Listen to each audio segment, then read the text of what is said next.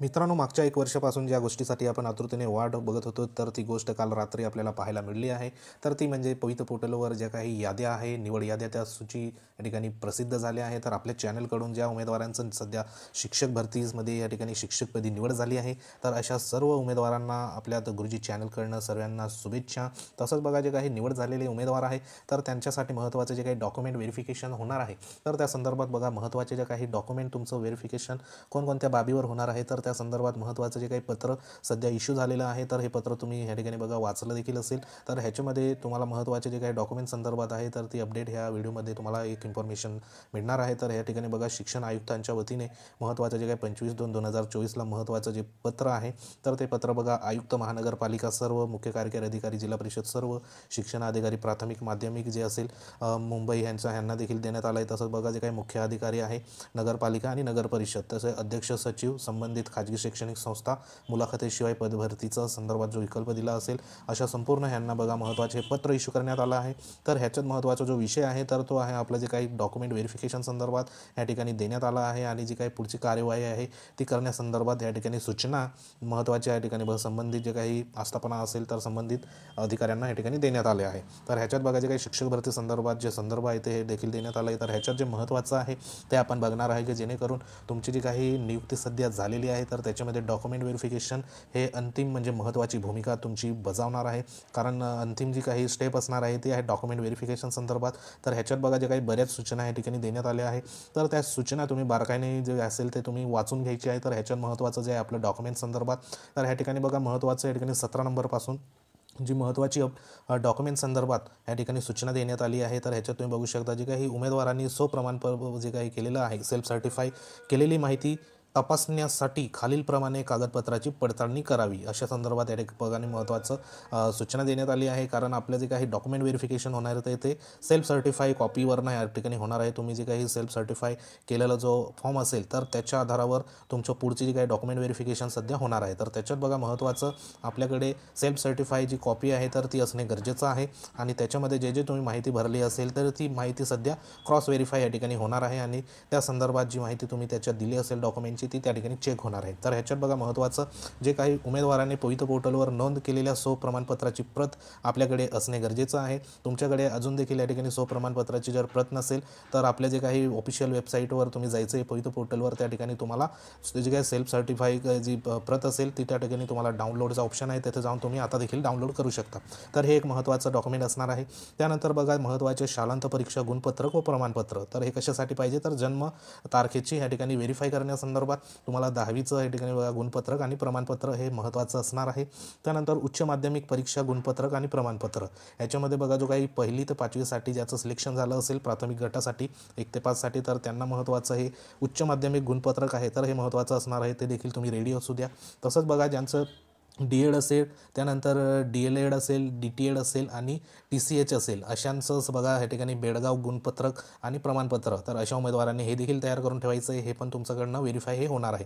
तसंच महत्त्वाचं जे आहे शिक्षक पात्रता परीक्षा म्हणजे टी-टी आणि सी-टेट जे काही गुणपत्रक असेल, प्रमाणपत्र असेल, तर ते तुम्हाला या ठिकाणी रेडी करायचं आहे. या ठिकाणी जर तुम्ही सी-टेट पास असाल, तर सी-टेटचं जे काही डिजिलॉकर आहे, तर त्या डिजिलॉकरवरनं आपल्याला असं गुणपत्रक आणि प्रमाणपत्र हे तुम्हाला डाउनलोड करून घ्यायचं आहे, आणि त्याची व्यवस्थित कलर प्रिंट वगैरे तुम्ही काढून ठेवून घ्यायची आहे. आणि जे काही टी-ई-टीचं संदर्भात प्रमाणपत्र असेल, तर ते देखील तुम्हाला या ठिकाणी गुणपत्रक असतं, ते देखील तुम्हाला अपडेट हे ठेवायचं आहे. त्यानंतर महत्त्वाचं जे काही तुमच्या ग्रॅज्युएशन संदर्भात तुमची पदवी परीक्षा गुणपत्रक आणि जे काही पदवी प्रमाणपत्र असेल म्हणजे डिग्री सर्टिफिकेट, ज्यांची निवड या ठिकाणी बघा 6वी ते 10वीपर्यंत म्हणजे 6 ते 8 आणि 9 ते 10साठी तुमची जर निवड झाली असेल, तर त्यांच्यासाठी महत्त्वाचं असणार आहे पदवीचं गुणपत्रक आणि प्रमाणपत्र, कारण ह्याच्यावरनं तुमचं महत्त्वाचं व्हेरिफिकेशन सध्या होणार आहे. तर ते देखील तुम्हाला तयार ठेवायचं आहे.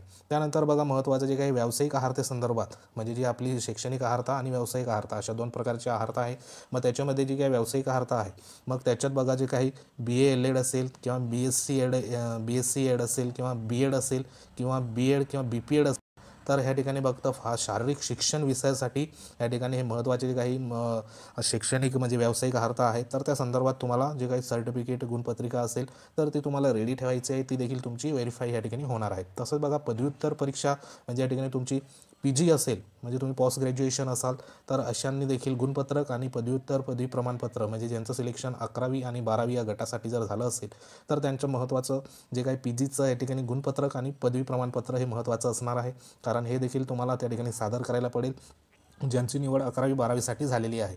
तसंच बघा पुढचं आहे या ठिकाणी महत्त्वाचं आरोग्य व शारीरिक शिक्षण या पदासाठी ज्याची निवड झाली असेल तर त्यांचं PG स्तरावर या ठिकाणी व्यावसायिक आहारतेबाबत जे काही MPED या ठिकाणी इत्यादी बाबतचे पदव्युत्तर पदवी प्रमाणपत्र व गुणपत्रिका आपल्याला सादर करायची असेल, ज्यांचं रिकमेंडेशन ह्या विषयासाठी झालं असेल म्हणजे आरोग्य व शारीरिक शिक्षणासाठी, तर त्यांना हे जे MPED आहे तर ह्या संदर्भात तुम्हाला महत्त्वाचे PGचं प्रमाणपत्र आणि गुणपत्र या ठिकाणी सादर करायला पडेल. तसंच बघा जे काही स्थानिक स्वराज्य संस्थातील पदासाठी महाराष्ट्र राज्याचा रहिवासी असल्याबाबत महत्त्वाचं जे तुमचं अधिवास प्रमाणपत्र आहे म्हणजे जो काही डोमसाईल आहे तर तो डोमसाईल अथवा बघा महाराष्ट्र कर्नाटक सीमा 865 गावातील रहिवासी असल्याचा दाखला.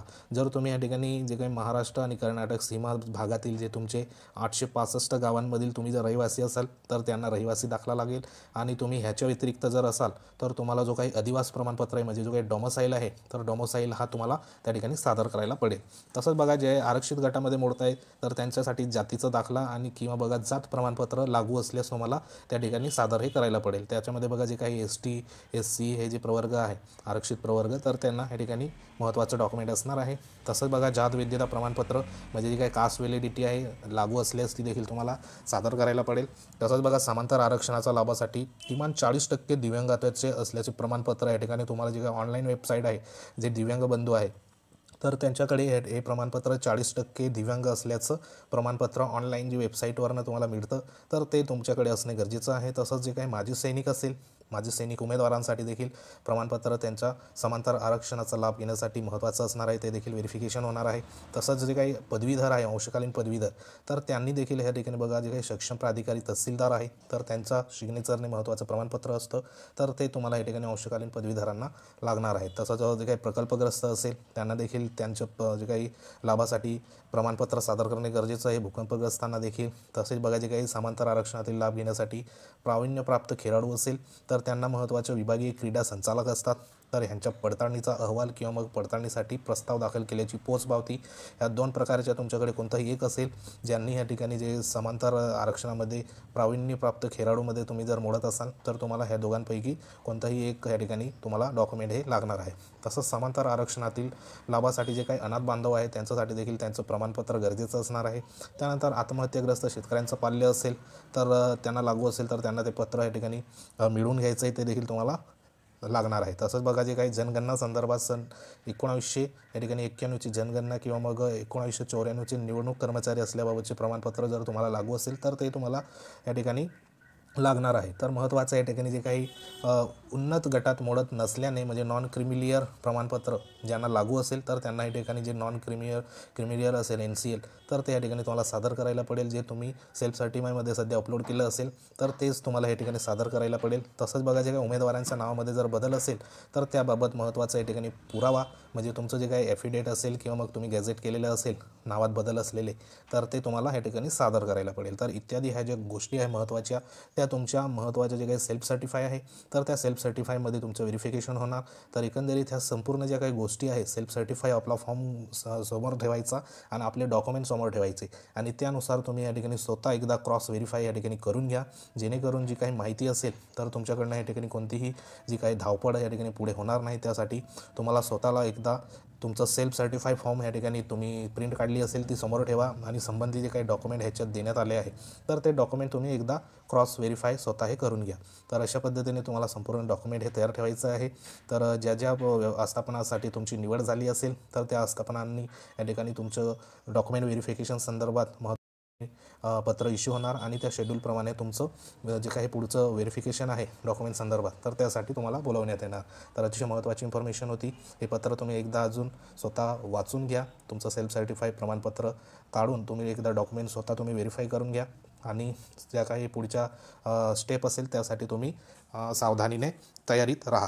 तर अशी एक महत्त्वाची इन्फॉर्मेशन होती. इन्फॉर्मेशन आवडली असेल तर लाईक करू शकता. तुम्ही जर आपल्या चॅनलवर नवीन असाल तर चॅनलला सबस्क्राईब करा, बाजूला बेल आयकॉन आहे त्याला देखील प्रेस करा.